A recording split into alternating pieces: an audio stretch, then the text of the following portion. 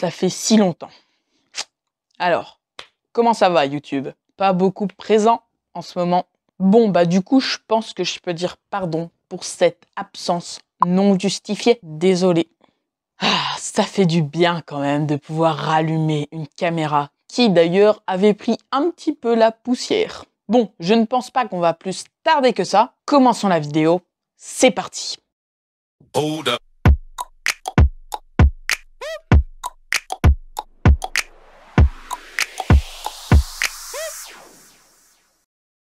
Yo tout le monde, c'est le camp du sportif. J'espère que vous êtes en forme. Aujourd'hui, nous allons voir ensemble qu'est-ce que c'est que les courbatures, comment les éviter, comment les soulager et pourquoi se fait-il que l'on a des courbatures.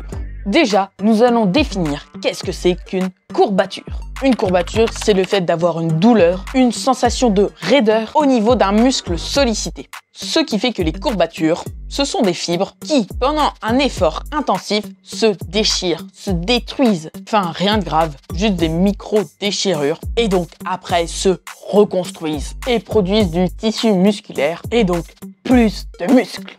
Il faut savoir faire la différence entre une crampe et une courbature. Les crampes, c'est une contraction involontaire d'un muscle et d'ailleurs, ce qui est très douloureux. Les crampes sont souvent présentes chez les personnes âgées ou encore chez les femmes enceintes, mais peuvent aussi affecter les personnes qui font beaucoup de sport. Les causes que les courbatures apparaissent sont par exemple de faire un effort prolongé, comme solliciter ses muscles pendant plusieurs heures, un effort intense, le fait de ne pas s'être entraîné pendant plusieurs semaines ou pendant une période prolongée, et encore si tu ne t'échauffes pas assez. Il y a vraiment plein de causes possibles. Comment soulager les courbatures? Pour commencer, je tiens à vous dire que les courbatures ne sont pas vos ennemis.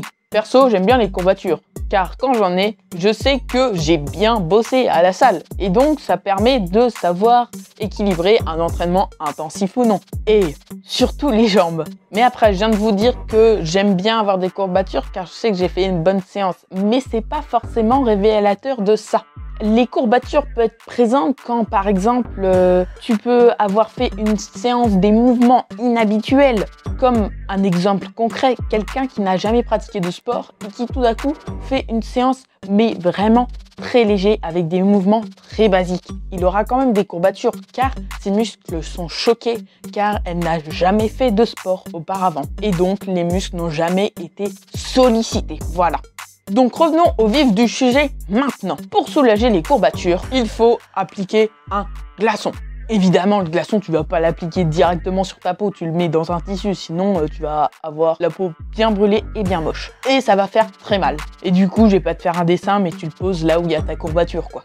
Et ça, tu vas le faire pendant quelques minutes. Ça va soulager, relaxer, détendre ton muscle.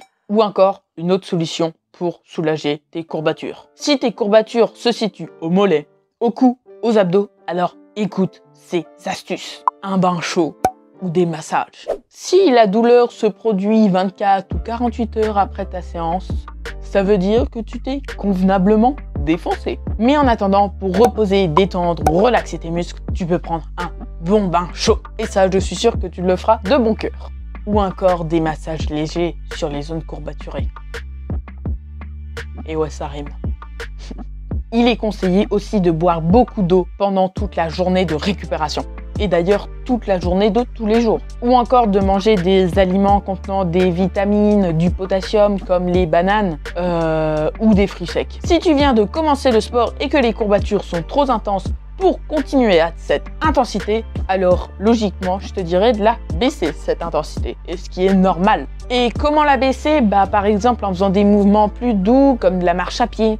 Des mouvements sans charge importante si tu es dans le cas de figure où tu fais de la musculation ou encore des étirements. En attendant de faire un entraînement plus intensif, car je sais que tu le feras, fais d'abord ce que je viens de te dire parce que c'est pas la peine de porter ultra lourd si tu viens de commencer la muscu. Et surtout si c'est pour avoir des courbatures de l'espace et que tu pourras pas t'entraîner pendant genre 4 jours. C'est pour cela qu'il faut commencer la muscu progressivement. Et puis imagine, t'as des énormes courbatures tout le temps. C'est pas motivant si tu débutes. Si justement tu viens de regarder cette vidéo parce que t'as fait tout le contraire de ce que je viens de te dire et que du coup t'as des courbatures hyper galactiques, astronomiques, de l'espace, d'énormes comme tu veux, et que tu peux même pas ouvrir un placard parce que t'as trop mal au biceps, eh bien, prends un Doliprane.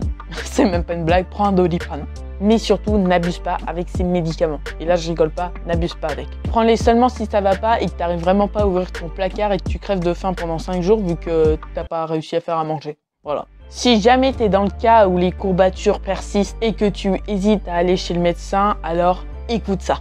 Donc, si jamais tes courbatures sont affreusement insupportables, alors oui, consulte. Des courbatures qui persistent ou qui durent dans le temps doivent être consultées. Sans oublier que certains cas de courbatures peuvent être liés à des problèmes, des maladies plus graves qui s'attaquent aux muscles comme la myopathie. Bon, maintenant on va passer à un truc un peu plus gai quand même parce que là on parle de maladies, de courbatures, de blessage, si on peut le dire comme ça.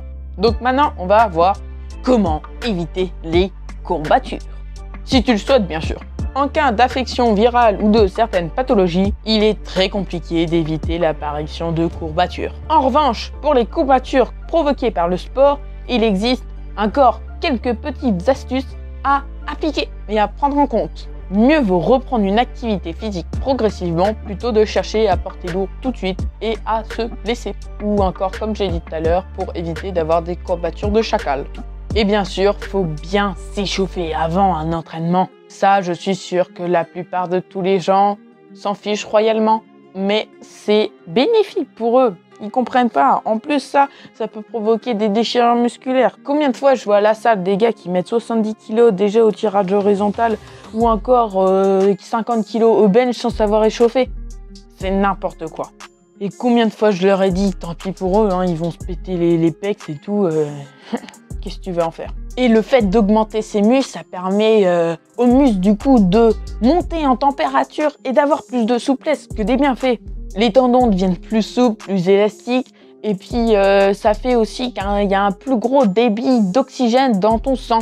Après les efforts, il faut aussi penser à faire des étirements. Après, bien sûr, je dis ça dans le cas de figure de limiter les courbatures, parce que moi, perso, je ne les fais pas les étirements. Mais ce serait plus favorable. Même pas que pour les courbatures, mais quand tu fais de la muscu, après, t'es moins souple. Juste ça. Et voilà, maintenant tu t'y connais un peu plus sur les courbatures, leurs causes et pourquoi sont-elles présentes. Et comment se fait-elle qu'elles font mal. Enfin voilà. Bon, maintenant qu'on a terminé de la vidéo, et je sais pas comment on appelle ça. Bon, on va appeler ça une désintro. Je vais pouvoir la faire depuis bien 4 mois que je l'ai pas fait. Donc allez, c'est parti. C'était le coin du sportif.